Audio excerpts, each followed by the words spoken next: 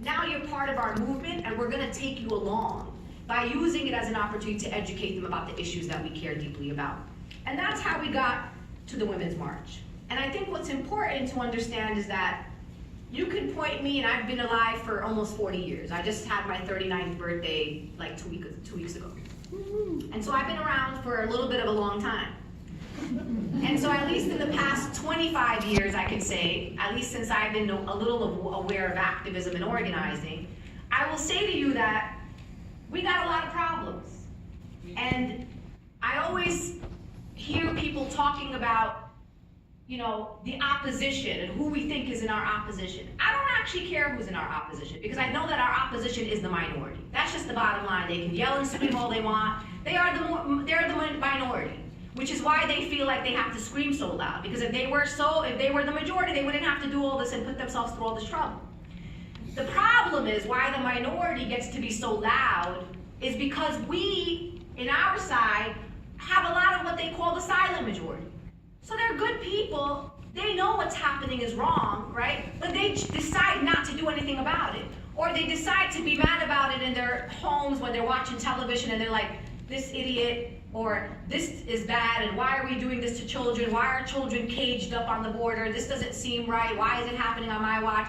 What the hell are they talking about in Ohio with this anti-abortion bill? Sounds really horrible. Women don't even sometimes know by the time it's 6-week pregnancy. They don't even know they're pregnant at 6 weeks. So the fact that all kinds of crazy stuff is happening. But people decide to just have these internal conversations. No one does anything about it. And that's where my problem is. So don't worry about everybody else. I don't care about people outside, people down the street, people who sent you an email or sent me an email. I'm not worried about those people. They're gasping those last breaths of white supremacy, and it's okay with me. If I have to be, the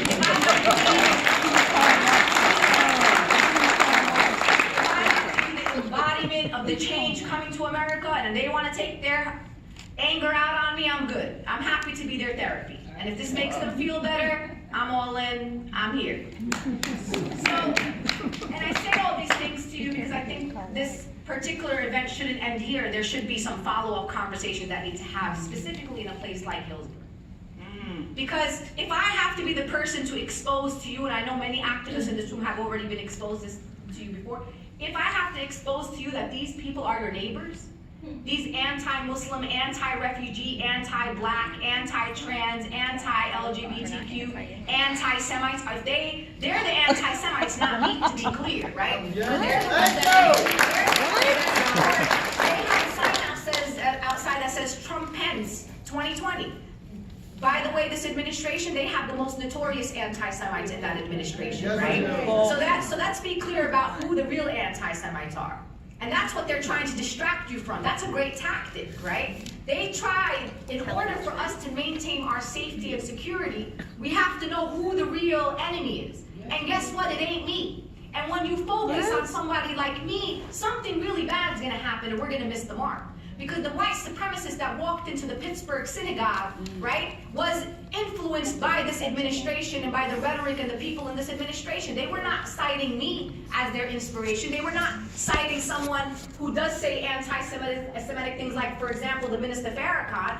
We are not the inspiration for white supremacists who are committing actual acts of violence against the communities that we come from. But what they'll do is they'll make the black people the enemy, the Muslims are the enemy, and then the white supremacists walk into our synagogue and do really horrible things to us. And then guess what? I went to a university about maybe 6 weeks after the Pittsburgh shooting.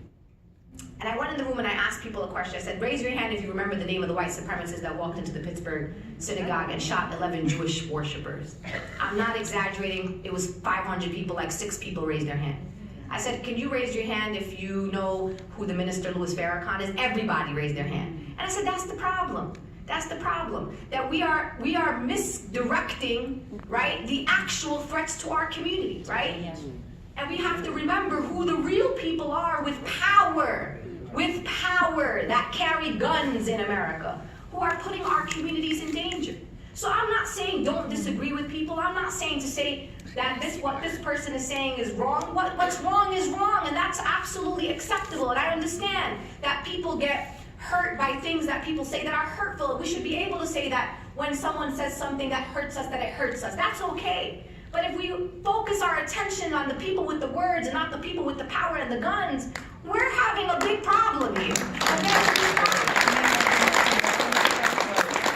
I say to people all the time is that even when we're part of a movement together, I'm not trying to be part of a united movement. There's no such thing as unity where we're all going to agree on the same things, where we're all going to pick up a piece of paper and write down 10 things and say, we all agree on these in their entirety. Like I said earlier, we don't even agree with our families on half the things that we believe. So how do we expect to be part of a multi-million people movement and say, oh, we're going to agree with everybody or agree with all the visible leaders at the front lines of the movement? That's not how this is going to work. And if your expectation is that you have to be part of a movement where everybody agrees, then I'm definitely going to tell you, not my movement that I'm a part of. Because I don't agree with half the people in the movement either. And the movement is very diverse. For example, we have people in the movement who are abolitionists. They believe in the abolition of prisons. They believe in the abolition of police. That's what they believe. I'm almost there. But I'm not all the way there, right? There's a couple of people that I'd like to see in prison. And so I'm not all the way there. But guess what? I respect their positions. I respect the work that they're doing in the cause of abolition. I want to be part of a world that they dream of, a vision where we live in a society where we don't need prisons, where we live in a society where we can all be safe in our communities without police. Like, I actually envision, that is one of the most remarkable, profound visions that anybody can have, that we can live in a society that is safe, right, where we don't need guns, where we don't need cages to put people in cages, right? I believe in their vision. I'm in it. I'm just not there yet today, right? We don't. Sometimes we support policies and people will say, but Linda, this is the best that we could do. I'm not into the best that we can do.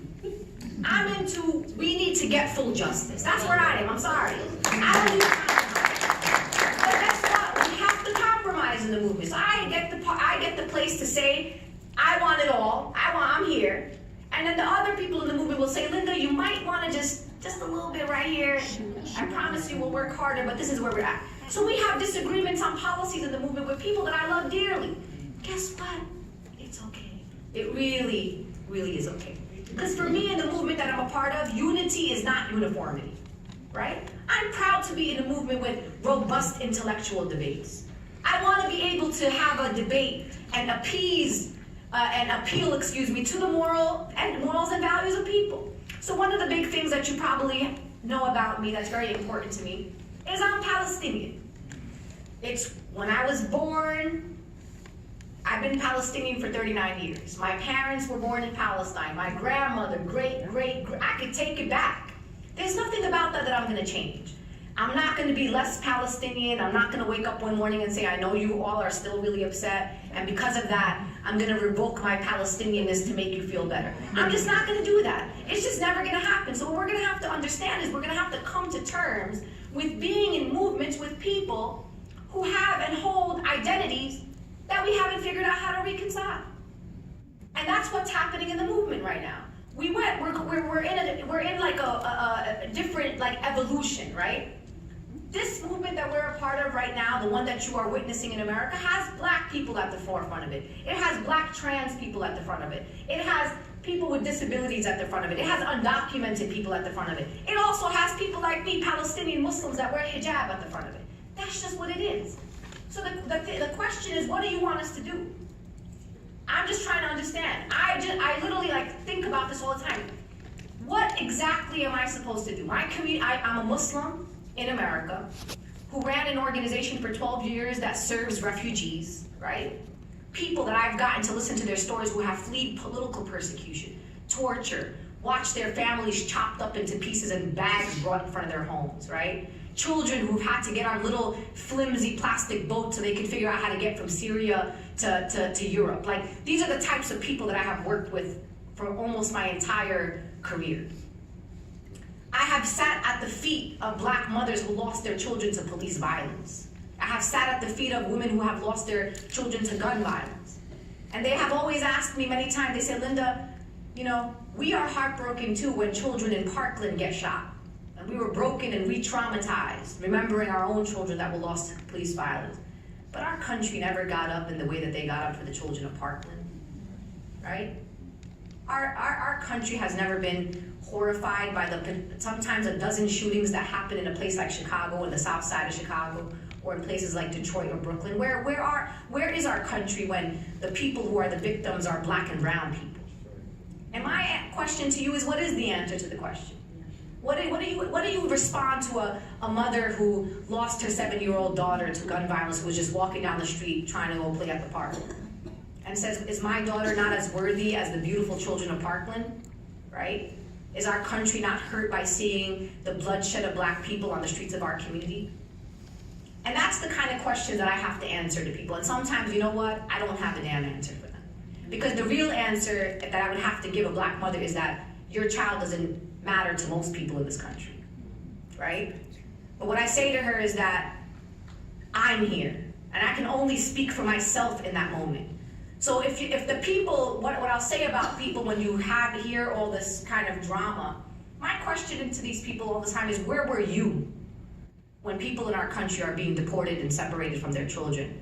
Where are they when black people are being gunned down, unarmed by the people who are supposed to protect and serve us, right? Where are they when black people are being murdered in acts of senseless gun violence across this country, right? Where are they when our 23 million Americans have been stripped of their health care? Where there are people in our country who die every day just because they can't afford basic health care?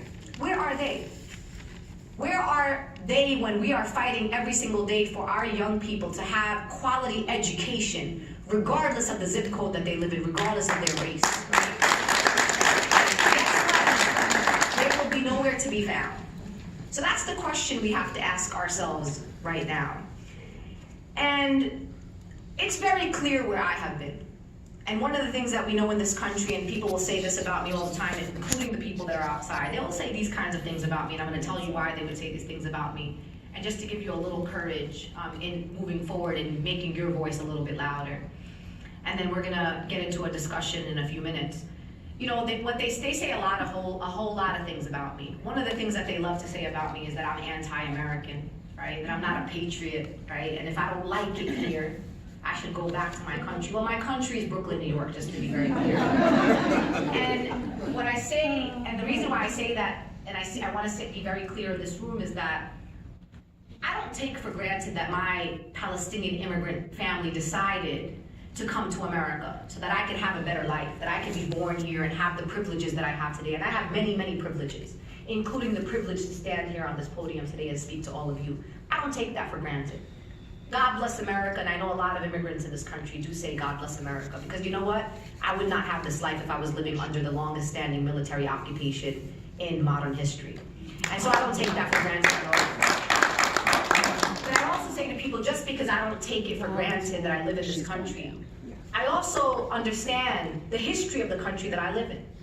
And when I say to people who say that I'm anti-American or not a patriot, I will tell you, there was a photo next to the word patriot in the dictionary, it would have my photo next to it. Because a patriot for me is somebody that loves their country so much, that sees the potential in their country to love and trust and treat people with the utmost dignity. That's the kind of country that I want to live in. And if I didn't love my country, I'd just stay home. I'd be like, look, it's been like this for 460 years. Who the hell do I think I am that I'm trying to change it, right? I could allow the status quo just to be the status quo, as we've seen it happen for so many years. So for me, I love my country enough that every day I get up and fight for my country to be better. That's what I do. I push my country to be better. I challenge my country to be better.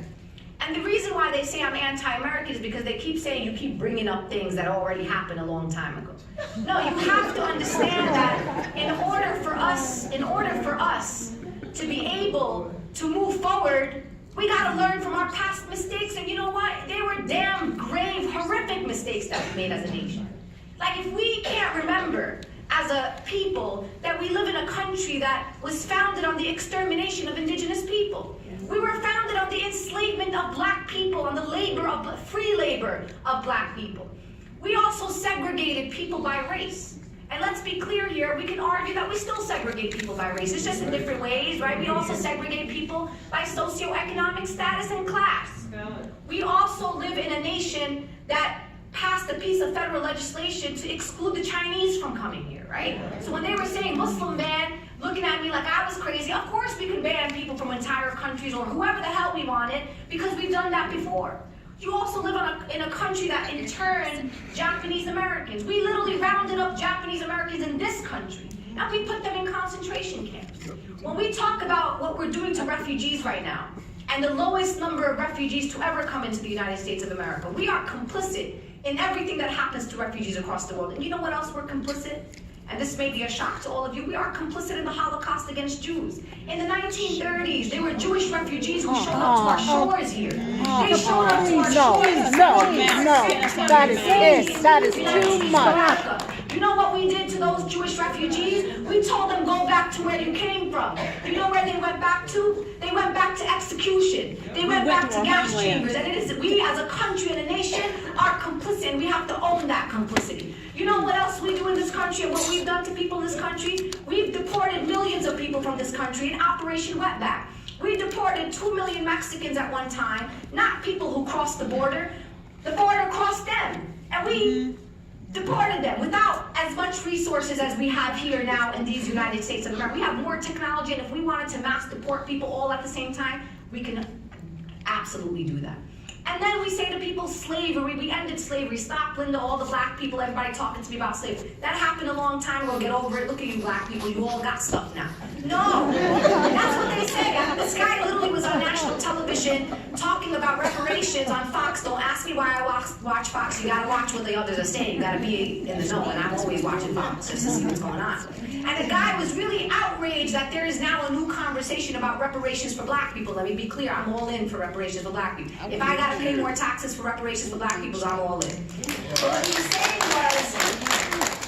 was, slavery was a long time ago. And what I wanted, I wish I could, you know when you talk to the TV, like you want to jump in the television and like talk to, and I wanted to say to him, you know what, you're kind of right, but you're wrong. Because all we did in America is we just took slavery and made it into something new, right? That fits into the current way in which we do society. So we just made it a little bit more, acceptable. So we practice modern day slavery in the United States of America. It is not okay.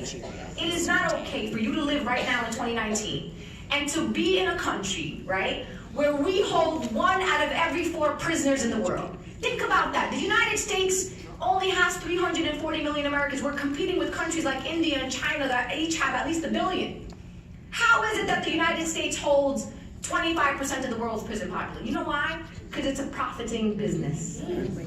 That is exactly what mass incarceration is. So it's modern day slavery. Sometimes we walk around wearing clothes. You probably don't know that it's a prisoner who made the clothes you're wearing or the things that you enjoy at 12 cents an hour. That's slavery, people. It is absolute modern day slavery, and we allow it on our watch. And the fact that we are in a country with the largest private prison industry, knowing that there are people who make money off the incarceration of mostly black and brown and poor people, is absolutely outrageous and unacceptable. We should be absolutely ashamed to be able to have to explain to our grandchildren and great-grandchildren that we lived at a time where we practiced modern day slavery. And guess what? The majority of the American people are quite silent about it. That's just the bottom line. So I'm going to end by sharing something, a little story about kind of what